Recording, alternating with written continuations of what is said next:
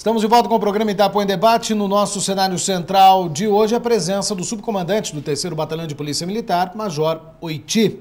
Major Oiti, nós observamos no seu currículo que o senhor tem um histórico militar dentro da família, até pelo fato do seu pai ser capitão, hoje na reserva remunerada da Polícia Militar.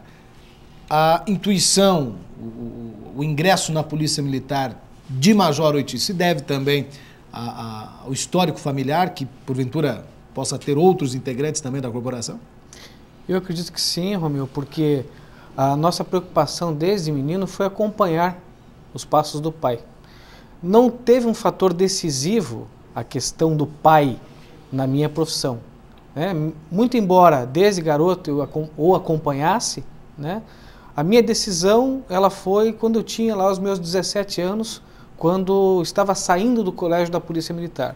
Então, a minha preocupação na época era dividir a questão Polícia Militar e Engenharia ou Arquitetura, né? Então, eu fiquei neste tripé entre Engenharia, Arquitetura e Polícia Militar. Então, na época, eu fui inclinado a escolher pela corporação, porque o então Tenente Manguê, que hoje é coronel da reserva da Polícia Militar, me chamou e nesta conversa ele disse que eu teria condições sim de ser um brilhante oficial da Polícia Militar. Eu acabei acreditando nessa postura dele na época e comecei então a minha carreira em 1985. Ou seja, nós poderíamos ter, então, um arquiteto ou um engenheiro em vez de um oficial da Sim, mesmo da Polícia porque Militar. na época, né, eu fiz o curso o 2º grau de desenho arquitetônico. Então eu gostava muito de desenhar. Só que as coisas na vida da gente foram tomando outros rumos, né? E a partir daí eu entrei na corporação e de lá para cá eu visto a camisa da Polícia Militar, a farda que eu visto, como a gente sempre diz, é a segunda pele, de lá para cá. Então, esse é o nosso propósito até o fim da nossa carreira. Além do pai, existem outros familiares que também fizeram parte ou fazem parte da Polícia Militar? Na verdade, o meu pai ingressou como garoto, ele tinha 15 anos de idade, na época ele poderia ingressar com 15 anos, eles faziam o então 2º grau na corporação, e de lá já permaneciam na corporação. E é lógico que, diante disso, ficou a pessoa dele como profissional. E então somente, mais ninguém da família. Okay. 23 anos, major de policial, desse trabalho, desse convívio em defesa da comunidade. Hoje é já subcomandante de um BPM, de um batalhão, tendo aí seus comandados, não se arrependeu? Muito pelo contrário. Quando eu entrei na corporação, e lá na corporação, eu digo lá na corporação porque na escola de oficiais existia sempre aquela pergunta: você vai continuar na corporação ou você não vai continuar na corporação? Você pretende chegar até o fim da carreira ou você não pretende chegar? E o meu objetivo é chegar ao posto de coronel, que é o fim da carreira aos 35 anos de serviço. Isso vai acabar acontecendo naturalmente, né? E eu pretendo, sim, continuar a minha carreira até o último posto. Na verdade, só faltam mais 2, que é o posto de tenente-coronel e o posto de coronel. Para isso, evidentemente, o serviço prestado conta ponto, né? Sem sombra de dúvida, conta ponto. E eu já venho, de alguns anos atrás, já procurando me especializar nesse aspecto. No ano passado mesmo, fiz mais um curso de pós-graduação, de especialização, para que eu venha somando pontos para que a minha promoção aconteça, não por acaso, e sim por méritos, né? É esse o nosso objetivo. Eu pergunto essa pergunta na questão, por exemplo, né, da própria família, que o policial ele não se manda, né? Ele obedece. E, por exemplo, o senhor Curitiba, depois viajou até fora do país, dando a impressão que ia seguir um outro caminho, mas voltou para a polícia, depois Cascavel, enfim, Pato Branco. Isso não afetou a estrutura familiar em nenhum momento? Particularmente, sim, acaba afetando. O lado profissional, nós temos que pensar da seguinte forma, e pelo menos eu penso assim: eu levo muito a sério meu lado profissional, porque é do meu lado profissional o meu sustento. Com certeza. É lógico que eu gostaria que no meu lado pessoal eu não tivesse problemas, mas ao longo da minha vida eu tive vários problemas. Mas qualquer um estaria sujeito a isso. Com certeza. Né? E é lógico que foram problemas que eu não posso dizer que foram graves, né? Foram até relativamente a menos e que eu pude resolver da melhor forma possível. E é lógico, se vierem outros problemas advindos da própria corporação até o final da carreira, eu tenho certeza que vou também saber resolvê-los da melhor forma possível. Quais são os principais pontos que fazem com que o militar se apaixone tanto assim por essa profissão? Bem, eu acredito que deva ser a própria hierarquia e disciplina que são bases da nossa formação. A partir desse momento nós sabemos que a corporação só trabalha de forma organizada, em que pese ela tenha inúmeros problemas como qualquer outra instituição, né? Mas acredito que desta forma, de maneira organizada, isso seja um fator que nos tenha feito permanecer até o presente momento na corporação. Porque não se faz nada se não tiver métodos, não se faz nada se não tiver planejamento, não se faz nada se não tiver um grupo trabalhando em conjunto. É esse o propósito da corporação, porque a partir daí nós vamos conseguir atender bem a comunidade. Major, a respeito da família, você é filho de seu pai, seguiu a carreira militar. Quais são os valores que ele passou para você e que valores você passa para os seus filhos, assim, com essa, digamos assim, educação militar? Assim, quais são os valores que você recebeu e que você passa, que você transmite? Eu vejo dois valores fundamentais na vida de qualquer pessoa, na vida profissional de qualquer um. A lealdade, acima de tudo, para com quem você trabalha e a honestidade. Então, meu pai dizia para mim, né, hoje a gente já está formado, mas ele dizia o seguinte: meu filho, você não vai ficar rico na Polícia Militar.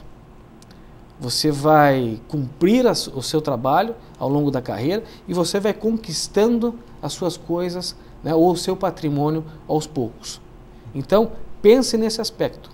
O seu nome será o seu guia para a vida inteira. Então, o nome que eu carrego aqui no lado direito do peito, eu valorizo e muito, né? Como também valorizo a Polícia Militar do Paraná. Então, honestidade para mim é acima de tudo. Eu tenho certeza absoluta que eu, todos os dias, quando vou para minha casa e deito a cabeça no travesseiro, eu deito, mas deito absolutamente tranquilo. A minha formação, o meu berço, não permite que eu tome atitudes diferenciais a estas que eu sempre tive como exemplo dentro da família. Certo. Major, eu me sinto muito à vontade para falar da Polícia Militar, porque eu e o senhor temos um ponto em comum, que eu também sou filho de um capitão da reserva da Polícia Militar do Paraná, com muito orgulho. Conheço a instituição de dentro. E uma preocupação que eu sempre tive, acho que é uma excelente oportunidade para o senhor discorrer sobre isso, eu sempre tive a preocupação de como as pessoas, os civis, quem não está dentro da casa do militar, como que as pessoas veem a Polícia Militar. E eu vejo que a ditadura militar deixou resquícios, né? Os governos não investiam na polícia, e as crianças daquela época, nascidas naquela época, foram criadas para terem medo da polícia. Vou chamar a polícia. Eu vejo que hoje as coisas mudaram, estão mudando, as pessoas se tornaram mais amigas da polícia, os governos começaram a investir na polícia, isso já é uma bandeira de campanha, acho louvável isso. O que eu gostaria de pedir para o senhor é que o senhor falasse um pouco do que o senhor espera da sociedade de Pato Branco, e para todos os ouvintes de maneira geral, de como eles devem enxergar a Polícia Militar, de verem a Polícia Militar como efetivamente como parte da sociedade e como instrumento de segurança, como amiga da sociedade. Eu gostaria que o senhor falasse um pouquinho sobre esse assunto. Doutor Raveda, muito pertinente a sua pergunta, muito feliz nas suas colocações, porque a gente entende o seguinte: a polícia passa por um processo evolutivo. Nós temos policiais ainda na corporação que são anteriores aos períodos revolucionários, né? Mas temos policiais que hoje já pensam de uma maneira diferente, mesmo porque a sociedade, ao longo do tempo, ela evoluiu, e evoluiu muito. E a Polícia Militar acompanhou essa evolução. Hoje, para se ingressar na corporação, no mínimo, o candidato ele tem que ter o 2º grau completo, o antigo 2º grau, né? Mas hoje o ensino médio. E a partir daí a pessoa se sente, a sociedade de modo geral, eu acredito que ela se sinta muito mais segura. Por quê? Porque ela sabe que ela está convivendo com pessoas onde ela terá pelo menos o diálogo. Porque se nós pensarmos exclusivamente no passado, né, aos moldes da Revolução de 64, não existia diálogo. As coisas não eram feitas desta forma, né? As imagens nos mostram e essas imagens vão dizer o que aconteceu no passado. Mas eu que venho de uma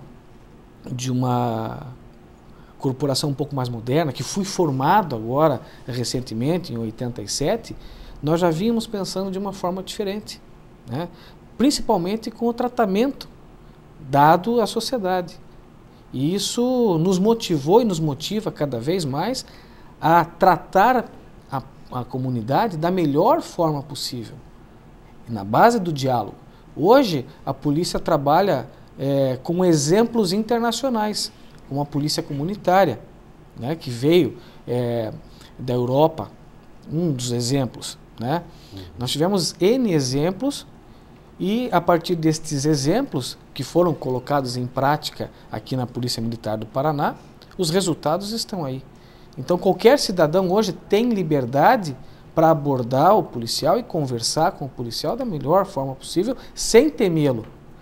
E aquela história muito bem colocada pelo senhor com relação à criança ter medo do policial e o pai mesmo dizer, olha, não faça isso ou aquilo porque o policial vai te prender. Isso ainda existe, confesso que ainda existe, mas em número bastante reduzido. E a partir do momento que o pai tome uma liberdade e diga para o filho que aquele policial que está ali é para ajudá-lo e para ajudar a sociedade de modo geral, nós vamos mudar os conceitos, né? Não é tão simples assim, mas nós estamos aqui para isso. E deixar em canal aberto esta liberdade, né? Quando eu estive aqui em 2003, nesse período, eu tinha um relacionamento relativamente bom com todos da sociedade, né? Não posso dizer que tive um bom relacionamento com a imprensa, com o empresariado da cidade. Então, o conceito que eu construí no passado aqui, justamente me dá hoje a tranquilidade de trabalhar da melhor forma possível, né? E com afinco. Eu vim para cá com este objetivo, trabalhar com afinco. Eu gostaria que a sociedade entendesse desta forma. Eu estou aqui para servir a sociedade. Se eu ficar aqui 1, 2, 3 anos, enfim, nós não nos mandamos, né? Mas o tempo que eu fique aqui, o que eu venha ficar por aqui, eu vou manter esse relacionamento com a sociedade e ampliá-lo. Sim, senhor. Dentro desse relacionamento, a gente observa os projetos que a Polícia Militar detém, um deles a patrulha escolar, onde se fala de crianças, e esse projeto especificamente, como que o senhor analisa aí? A patrulha escolar hoje eu vejo como um projeto feliz. Por quê? Porque ele foi crescendo aos poucos dentro da corporação e dentro dessa estrutura, hoje ela atende uma boa parcela das escolas municipais, das escolas estaduais, mas ainda passa por um período de transição. Por quê? Porque está sendo criado um batalhão escolar a nível estadual. Então nós podemos colocar como positiva essa questão, né? Agora, todo processo de crescimento, ele sofre, por quê? Por esta transição. Então os policiais estão passando para o batalhão. As viaturas que hoje são oriundas da corporação, né, desculpe, do terceiro batalhão, eles vão passar para esse batalhão específico. Então toda esta parte transitória, ela acaba sendo um pouquinho negativa, mas o trabalho desenvolvido por esses policiais não para por aqui.